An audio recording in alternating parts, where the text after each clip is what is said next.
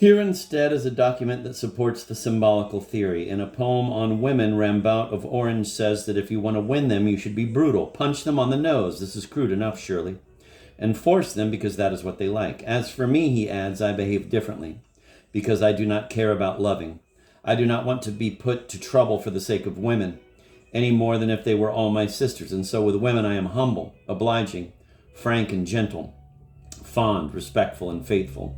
I love nothing except this ring, which is dear to me because it has been on a finger.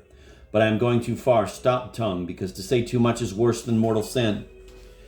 This same Rimbaud of Orange, however, wrote admirable poems in praise of his lady, and we saw earlier that a ring, such as Tristan and Iseult exchange, was the symbol of a constancy which happened not to be that of the body. Let me also stress the important fact that the courtly virtues of humility, frankness, respect, and fidelity to one's lady are being expressly connected here with a rejection of physical love.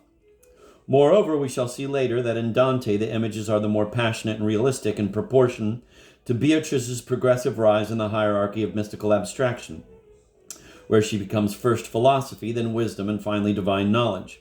And one more small fact is that in the 26th canto of the Purgatorio, two of the troubadours most ardent in praising the beauty of their ladies, the Provençal Arnaut Daniel and the Tuscan Guido Guinicelli, are found in the Sodomite circle.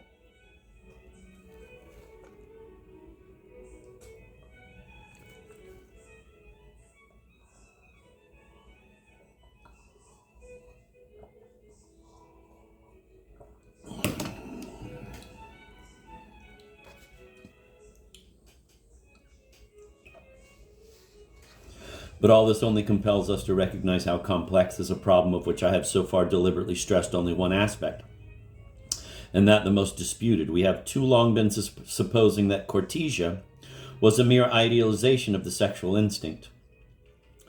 At the same time, it would be going too far to assert that the mystical idea on which courtesia must have been founded was always and everywhere being invoked, or that in itself it could have only one meaning. Nearly always an emphasis on chastity is accompanied by lewd excess. Without stopping to consider the charges of debauchery often brought against the troubadours, little actually is known about their lives.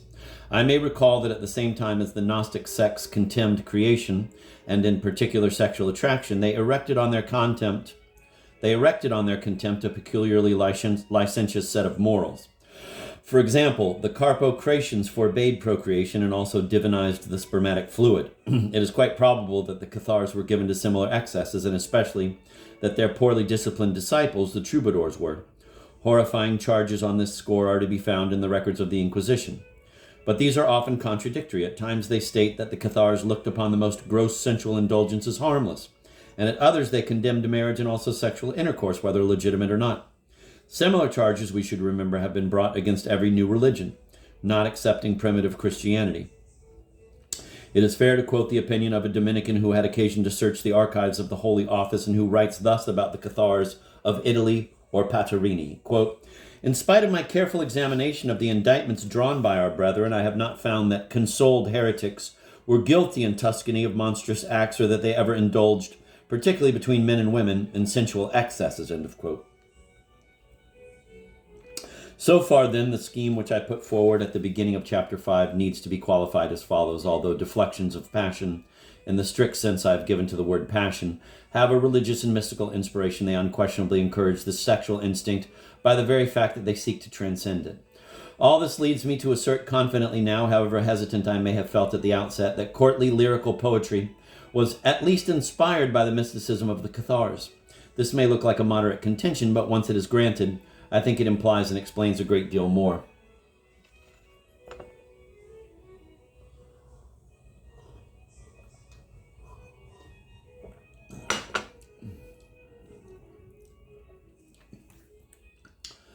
So that we may better imagine how this process of inspiration and influence came to operate, let me offer a present-day analogy.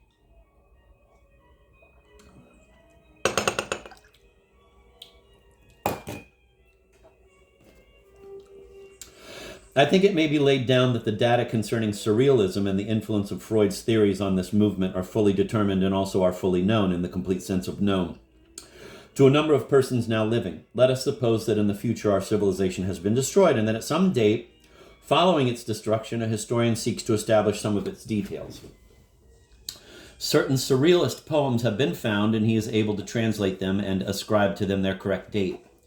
He is further aware that more or less contemporaneously with surrealism there flourished a particular school of psychiatry. But no writings produced by this school survive. Fascism, which acceded to power soon afterwards, destroyed every one of them on the ground that they were Semitic.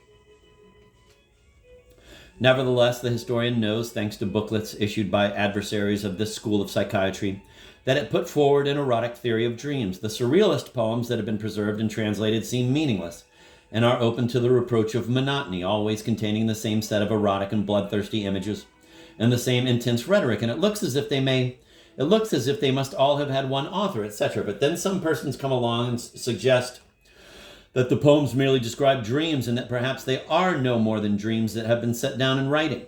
The suggestion is treated with unconcealed skepticism by authorities on the 20th century.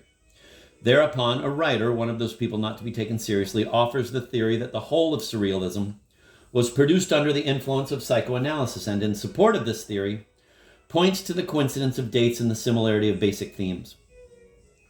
The authorities on the 20th century shrugged their shoulders.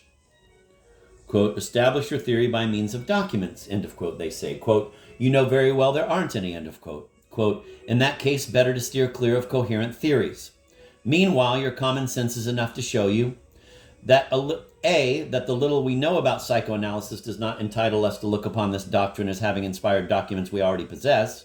It seems clear that Freud was above all a scientist, that he had a theory of libido, and that he was a determinist. Whereas surrealism was above all a literary movement, none of its surviving poems contain the word libido.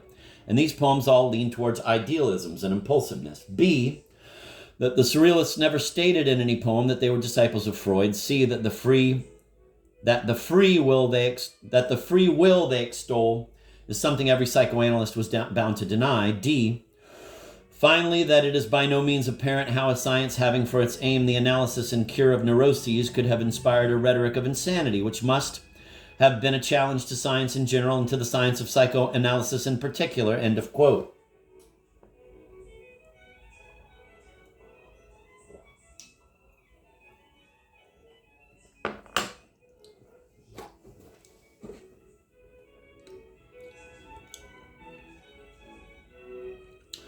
So the future authorities on the 20th century. It happens, however, that we who are living in the 20th century know exactly how these improbable things actually occurred. We are aware that the men who promoted the surrealist movement had read Freud and that they looked on him with the greatest respect. We are aware that but for him their theories and their poesy would alike have been altogether different. We are aware that surrealist poets felt no need and had no opportunity of referring to the libido in their writings. We are further aware that it was owing to an initial misunderstanding of the precise significance of Freud's determinist and positivist doctrines that the poets were led to seize on these doctrines as the subject matter of their poesy. A most important point if all this is treated as analogical with what I am putting forward about the troubadours. And finally, we are aware that it was only necessary for a few leaders of the movement to read Freud, and that the disciples were content to imitate the rhetoric of their masters. Moreover, thanks to this analogy, it can be understood how a doctrine acts on poets less as a direct influence than by permeating their atmosphere, so that its central dogmas stir up shocked feelings and produce both a wish to be in the know and a wish to seize opportunities of self-advantage. The work of the poets who are influenced will therefore display a good many mistakes, variations, and contradictions. Hence, supposing additional information about the exact nature of Freud's theories came to light in the future, far from providing authorities on the 20th century with the confirmation they expected, it would only seem to contradict the theory of my mere writer, one of those people not to be taken seriously, end of quote. There remains the fourth objection, that the rhetoric of the troubadours being highly elaborate, it is difficult to see how a confused mixture of Manichaean and Neoplatonist doctrines operating upon a background of Celt-Iberian traditions could have given rise to it. This objection I have so far dealt with only indirectly and by passing allusion. It deserves a chapter to itself.